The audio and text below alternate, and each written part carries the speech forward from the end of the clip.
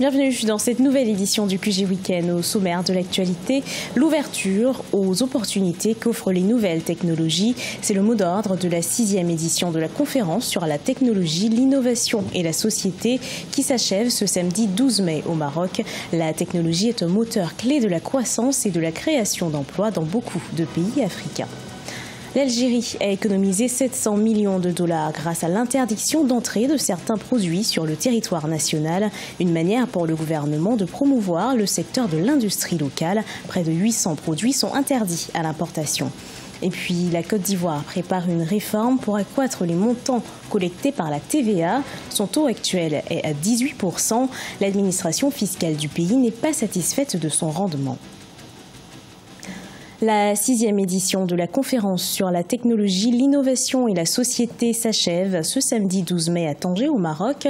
Les travaux de cette édition se sont ouverts le 11 mai avec la participation d'académiciens, d'experts, d'industriels et d'opérateurs technologiques venus du monde entier. Reportage de notre correspondant El Hadji Ndiaye.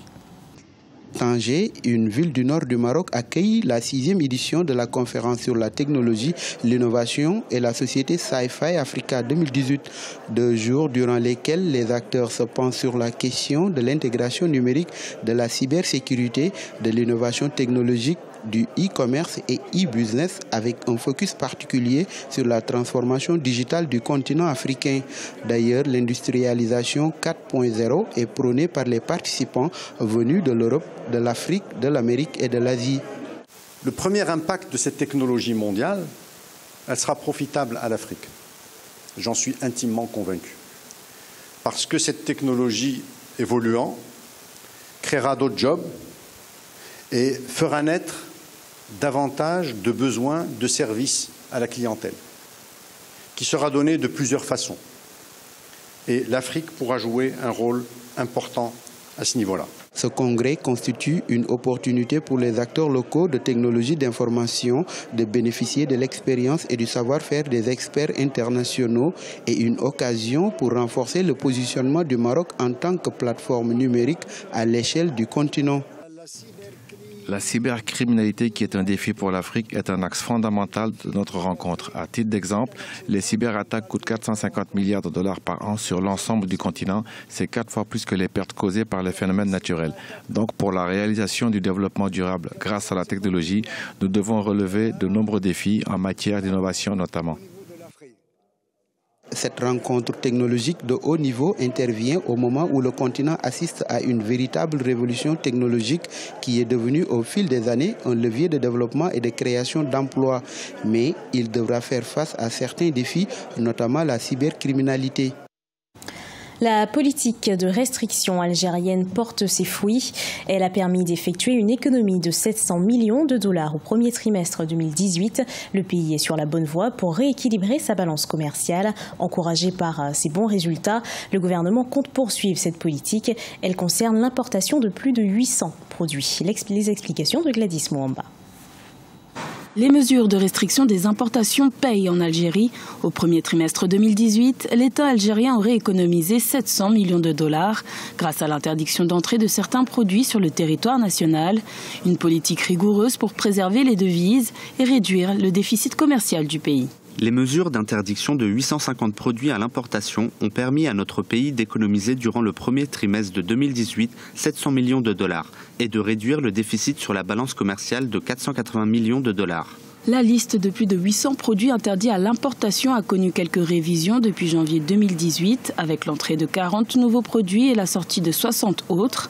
Les produits temporairement suspendus sont souvent des intrants, dont la liste est régulièrement revue afin de s'adapter aux réalités auxquelles le pays doit faire face. Les mesures de restriction des importations ont permis à l'Algérie d'économiser l'équivalent de 2,4 milliards de dollars en 2017. Le gouvernement algérien a décidé de réduire les importations depuis que l'Algérie connaît une grave crise financière en raison de l'effondrement des cours pétroliers. Cela a commencé vers juillet-août 2014 et ça s'est poursuivi durant l'année 2015 et 2016. Le gouvernement a décidé de réduire les importations de l'Algérie, a perdu plus de 50% de ses recettes pétrolières, jusqu'à 60%. La situation se redresse d'une manière progressive ces dernières semaines, mais ça ne va pas durer. Donc pour le gouvernement, il s'agit de voir le long terme. En limitant les importations, le gouvernement promeut notamment le secteur de l'industrie locale. En Côte d'Ivoire, le taux de la taxe sur la valeur ajoutée s'établit à 18%, ce qui ne satisfait pas l'administration fiscale. En 2017, elle a collecté 422,6 milliards de francs CFA. Une réforme est en préparation afin d'accroître les montants collectés au titre de cet impôt, neutre pour les entreprises et supporté par les consommateurs. Reportage de notre correspondant Olivier Conan. 422,6 milliards de francs CFA, c'est le montant collecté en 2017 au titre de la TVA, taxe sur la valeur ajoutée en Côte d'Ivoire.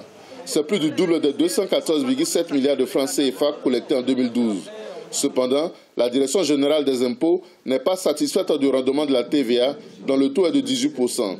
Le pacte de convergence de l'UEMOA, Union économique et monétaire ouest-africaine, demande que le taux de la TVA soit situé entre 17% et 20%. C'est un impôt supporté par le consommateur et neutre en principe pour les entreprises. Cependant, beaucoup d'entreprises ne reversent pas la TVA. Pour les spécialistes, au-delà de la fraude, il faut faire la sensibilisation des commerçants. Les grandes entreprises en général maîtrisent bien le système de reversement de la TVA. Là où on a un grand gap, c'est au niveau des PME et des micro-entreprises qui ne comprennent toujours pas la nécessité de reverser cette TVA qui ne leur appartient pas. Donc il faut continuer à sensibiliser, surtout. La répression peut venir vraiment dernier ressort. Pour mieux collecter la TVA, l'administration fiscale a instauré la facture normalisée en 2003 afin d'établir la traçabilité des transactions commerciales. La facture normalisée joue son rôle parce qu'elle permet d'identifier les opérateurs économiques et à ce niveau-là, pour améliorer le taux de collecte de la TVA via la facture normalisée, je pense que c'est de renforcer un peu les mesures de contrôle tout en amenant les opérateurs économiques à adhérer au principe du reversement de la TVA. Afin d'améliorer le rendement de la TVA, la Direction générale des impôts prépare une réforme de cet impôt fiscal pour l'annexe fiscale 2019. Objectif, atteindre un taux de rendement de 30% des recettes fiscales, comme dans certains pays, contre environ 20% en Côte d'Ivoire.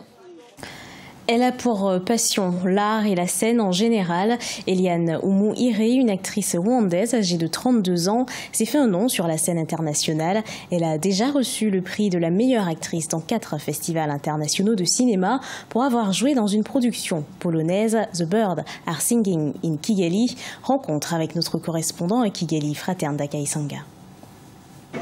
Eliane Oumou-Iré est l'une des artistes rwandaises à s'être produite sur la scène internationale. À travers des petites productions locales au départ, Eliane fut la première rwandaise à jouer un rôle principal dans une production internationale. Comptable de formation, elle avoue avoir été passionnée par la scène depuis son enfance. À partir de 11 ans, oui, j'aimais le théâtre, mais je ne pouvais pas en faire comme il n'y avait pas de scène ici. Et puis, quand je suis arrivée à l'université nationale, c'est là où il y avait une scène. Et j'ai rejoint la troupe théâtrale de l'université. Donc, je faisais la comptabilité. J'allais pour mes études en comptabilité durant la semaine. Et le dimanche, j'allais pour les répétitions du théâtre. Et là, qu'est-ce qu'on faisait? On faisait juste, on révisitait les exercices qu'on avait eus durant des formations, ou si quelqu'un a fait une recherche et est tombé sur un exercice de théâtre, et c'est ça juste qu'on faisait le dimanche. Et on se disait, bon, peut-être qu'un jour on va jouer. Si la jeune actrice a évolué en autodidacte, elle avoue avoir bénéficié d'une formation gratuite en Tunisie pour le jeu d'acteur, ce qui a changé sa façon de vivre l'art. De sa passion, elle a pu se produire sur la scène internationale et possède à son actif 4 prix internationaux pour avoir joué un rôle principal dans une production polonaise, Birds Are Singing in Kigali. C'était la première fois qu'une production internationale venait faire un casting pour le rôle principal ici au Rwanda. Normalement, les autres films qui ont été faits à propos du Rwanda, autour du Rwanda et même au Rwanda, amenaient leurs propres personnages, leurs propres acteurs. Et même pour les rôles africains, ils amenaient des Africains, mais pas des Rwandais. Donc je ne sais pas si c'était par manque de confiance dans les acteurs rwandais ou peut-être parce qu'on n'avait pas encore eu assez de force pour pouvoir dire écoutez, on peut faire ça, on peut aussi jouer comme les gens d'Hollywood. Même si la jeune actrice reconnaît qu'il y a encore beaucoup de difficultés pour les acteurs rwandais et l'industrie cinématographique en général, elle croit en la force des jeunes talents qui émergent. Elle a d'ailleurs commencé à offrir des formations gratuites pour ces jeunes Rwandais passionnés de la mise en scène. Ce journal a été préparé par l'ensemble de la rédaction. Merci de l'avoir suivi. Retrouvez dans un instant une nouvelle édition de l'actualité sur Africa 24.